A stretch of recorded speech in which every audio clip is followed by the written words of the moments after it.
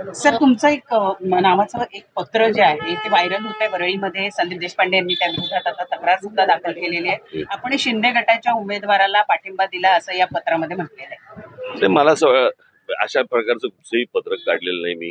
कळलं का? आणि असं काढणार पण नाही. मुळात ज्यांच्या पायाखाली जमीन सरकलेली असते ना त्यांना मी आत्ता पाहिलं ते पत्र. कळलं का? ज्यांच्या पायाखालची जमीन सरकलेली असते, ज्यांना विश्वास नसतो आपण निवडून येण्याचा तर सोडाच, पण मतं मिळण्याचा, तेच असल्या काहीतरी गोष्टी करत असतात. आणि ह्यांनी काही फायदा होणार नाही. वरळीकर सुज्ञ आहेत, त्यांना या गोष्टींची पूर्ण कल्पना आहे. आणि अशा प्रकारचा कोणताही पाठिंबा त्या शिवसेना शिंदे गटाला दिलेला नाहीये. आम्ही आमची निवडणूक लढवतोय. मला असं वाटतं मतदारांनी देखील या गोष्टींच्या वरती विश्वास ठेवू नये. कोणत्याही बाबतीत त्यांच्यापर्यंत पोहोचेल, पण ही गोष्ट खोटी आहे. ज्या पद्धतीने अशा पद्धतीचे खेळ जे केले जात आहेत, म्हणजे अतिशय या संपूर्ण निवडणुकीमध्ये असे उंबळवाणे प्रकार बरेच बघायला भयंकर भयंकर. मी हे तुम्हाला अगोदर सांगितलं होतं की या सगळ्या याच्यामध्ये माझ्या गुढीपाडव्याच्या सभेमध्ये सांगितलं होतं की या निवडणुकीमध्ये खूप गोंधळ होतील आणि विचित्र विचित्र गोष्टींचे वापर होतील. त्याप्रमाणे ते होत आहे.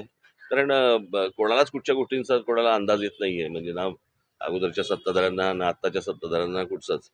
आणि असल्या प्रकारच्या गिमिक्स करून काय होणार नाही. आता मला असं वाटतं किती वेळ निघून गेलेली आहे. त्यांनी जी काय सगळ्यांनी बाकीच्यांनी माती खायची ती मला असं गेल्या 5 वर्षामध्ये खाल्लेली आहे. लोक या गोष्टींच्या भुलतापणा बोलणार नाही. पैशांचा वापर होतच होता.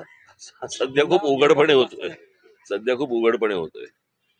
मतदार मोठ्या संख्येत येत आहेत. सकाळपासून आपण पाहतोय या भागात अनेक भागामध्ये वयोवृद्ध युवा वर्ग मोठ्या प्रमाणात येतात. तर ते मतांची टक्केवारी वाढेल तर तुम्ही वाढली पाहिजे. लोकांनी मतदान केलं पाहिजे.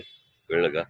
आणि ज्यांनी तुमच्या मतांशी प्रतारणा केलेली आहे किंवा त्यांनी अपमान केलेला आहे गेल्या 5 वर्षामध्ये, त्यांना तुम्ही शिक्षा दिली पाहिजे.